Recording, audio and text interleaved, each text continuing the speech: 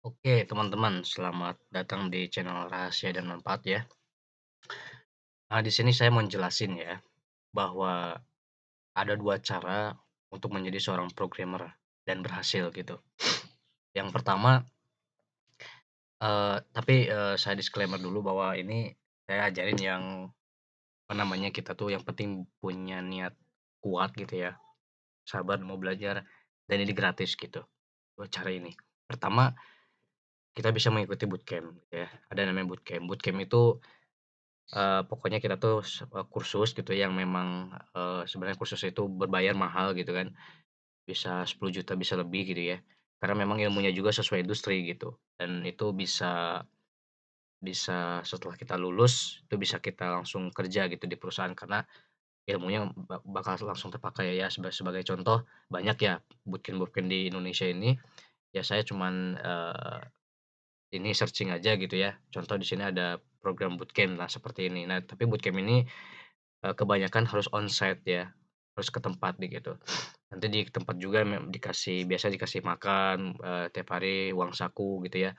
Terus kitanya kalau misalkan lulus dari bootcamp itu, kita bisa disalurkan kerja juga oleh, penyelenggara bootcamp itu gitu ya, enak sih.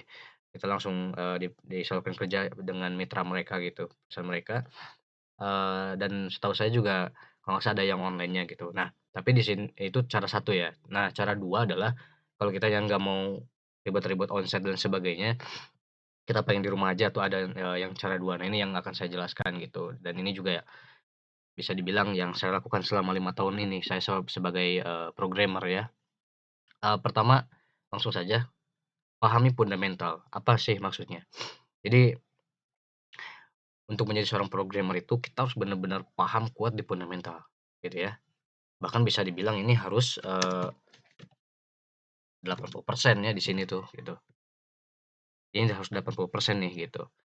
Banyak orang yang, ngoding gitu ya, itu langsung ke Premok gitu.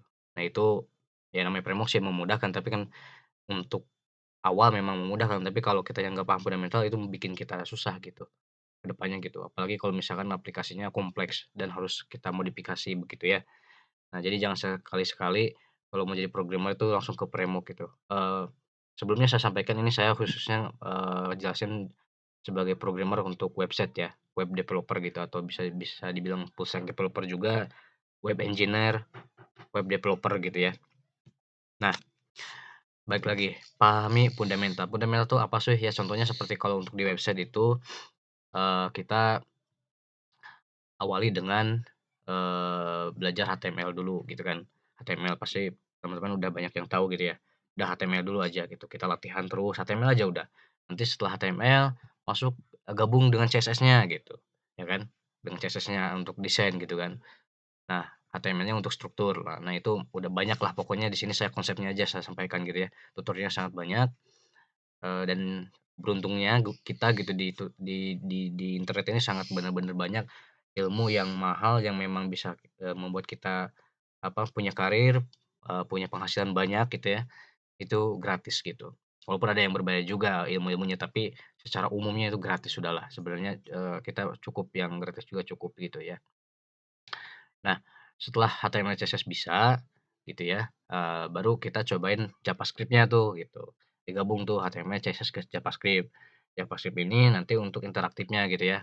Nanti kalau misalkan teman-teman lihat kalau ada tombol button untuk diklik login apa gitu ya, itu, ya pokoknya adalah pokoknya, kebutuhan, JavaScript-nya gitu ya. Jangan pusing pokoknya untuk yang pemula gitu, ini saya sampaikan untuk yang pemula, pokoknya cari aja nanti spesifik tutorialnya gitu, apa hubungannya JavaScript dengan CSS dengan HTML. Oke lanjut, ini saya, standar aja ya, banyak untuk, kebutuhan, backend di sini sebenarnya untuk website itu kan terbagi ada backend, ada frontend. Backend itu untuk, logika belakang, frontend itu untuk desain gitu ya. Backend itu banyak, bisa pakai Java, bisa pakai PHP, bisa pakai Python, bisa pakai Ruby gitu ya, banyaklah. Nah, tapi untuk standar aja coba teman-teman di sini penting ya, pahami PHP gitu.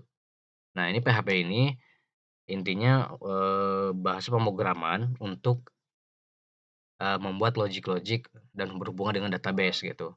Sehingga nanti website kita itu kan website itu ada misalkan cuman halaman doang gitu ya, itu kan cukuplah HTML, CSS, JavaScript. Nah, ini kalau misalkan ada berhubungan dengan data nih gitu, seperti itu.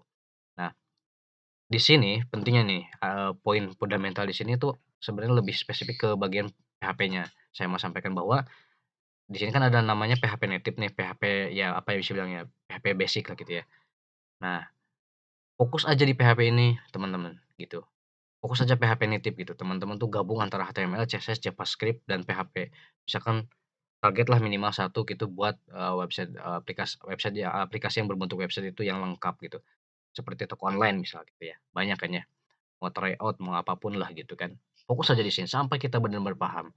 Ya ini disebutnya memang fundamental ini kebanyakan pasti disebutnya website monolitik ya. Jadi semua digabung gitu. Walaupun nanti pada prakteknya yang lebih praktis tuh memang pakai yang, terpisah microservices namanya. Itu, apa namanya tadi, backend sama frontend, bisa dipisah, berbasis API, itu bisa pakai framework. Nah, tapi nanti dulu gitu ya. Intinya tolong 80% fokus di sini, gitu, di pemahaman, oke? Nah, bahkan di monolitik ini atau misalkan di fundamental ini, misalkan kalau teman-teman JavaScript-nya udah lancar, bisa masuk ke bisa dibilang apa ini ya, ini bisa dibilang framework juga bisa, mungkinnya bisa dibilang, kebanyakan orang bilang plugin gitu ya.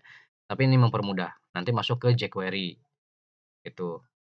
Nah jQuery ini ya, jQuery ini intinya, JavaScript juga tapi pokoknya lebih memudahkan lah gitu, ya. Ini latihan untuk nanti masuk framework. Nah baru ya teman-teman ya, setelah itu, setelah paham fundamentalnya barulah ke framework gitu. Nah, framework ini bertujuan misalkan khusus framework misalkan, PHP ada namanya Laravel kan gitu ya. Selain Laravel juga ada Coordinator gitu ya. Nah, bisa masuk ke Laravel untuk, framework JavaScript-nya bisa contohnya masuk ke Vue.js. Ada juga selain Vue.js, React.js, ada Angular gitu ya. Nah baru ke framework udah, apa namanya, tujuan framework ini kan tadinya kita nih, bisa ngoding nih, bisa buat website nih, ya, udah jago nih, monolitik nih, artinya Eee, kita sudah paham gitu ya. Nah, tapi kan untuk fundamental atau monolitik ini, website ini kan ibaratnya sintak itu panjang teman-teman ya, nanti teman-teman bisa rasakan kalau udah praktek itu, makanya praktek aja. Nah, tujuan dari framework ini Laravel atau Vue.js ini, nanti, teman-teman sangat bakal dimudahkan gitu. Dimudahkannya apa? Banyak sintak-sintak yang atau kode-kode yang bisa dibilang magic gitu, bisa dibilang memudahkan kita yang tadinya misalkan buat login itu bisa seharian, ini cuman beberapa menit misalkan gitu, ya kan? Itu bisa seperti itu gitu. Nah, tapi tadi poinnya jangan langsung ke framework gitu, karena framework tuh memang memudahkan di awal. Kalau nanti kitanya harus ada tujuan modifikasi di framework ini atau kita harus ada kembangin fitur kompleks, ya itu bikin kita pusing. Karena nanti sintak-sintak yang di framework itu kita ya intinya nggak bisa gitu modifikasi ya karena nggak paham fundamentalnya begitu ya. Nah sekarang lanjut cepat aja, saya mau ngejelasin, untuk penambahannya kita biar, tutorialnya selain yang gratis ini teman-teman bisa apa namanya, belajar kursus yang memang bener-bener, berbayar mahal tapi gratis gitu. Contohnya di sini ada ID Camp ya, di ID Camp ini teman-teman tuh bisa belajar sebagai Android developer atau seorang yang membuat aplikasi di, mobile, ada front end-nya, ada ini machine learning, ada khusus React tuh, multi-platform ya ini multi-platform ini biasanya ada kalau nggak salah ada Flutter gitu ya. Ini backend untuk DevOps, data science, tapi yang saya bahas tadi adalah backend sama front end ini gitu ya. Nah lanjut, ke Digitalend ya, di Digitalend ini juga samalah seperti di Camp, punya ilmu yang, free dan, gratis gitu ya. Yang terakhir juga teman-teman bisa masuk ke prakerja-prakerja ini nanti kita pokoknya dikasih, biaya saldo 3 juta kalau nggak salah ya, setahu saya terakhir dan nanti kita beli kursus gitu. Dan itu nanti kalau udah dapat sertifikat kita juga dapat apa, insentif selama sebanyak 600.000 gitu ya. Nah intinya setelah, dasar-dasar ini kita bisa juga intinya, belajar ilmu yang memang itu berbayar gitu, yang emang itu, sangat dibutuhkan di industri gitu. Apa namanya, ilmunya gitu. Ya kalau berbayar mungkin bisa 1 juta sampai 5 juta 10 juta bahkan lebih gitu ya. Nah tapi ini gratis nih, di 3 ini cukup aja, saran saya ya, itu teman-teman ya. Jadi tadi belajar mandiri dulu, banyak praktek gitu ya, setelah paham fundamental coba langsung di sini gitu. Di sini tuh seperti ID Camp ini nanti dapat sertifikat juga gitu ya. Sertifikat itu bisa membantu kita untuk melamar ke perusahaan atau bekerja dengan klien freelancer, oke?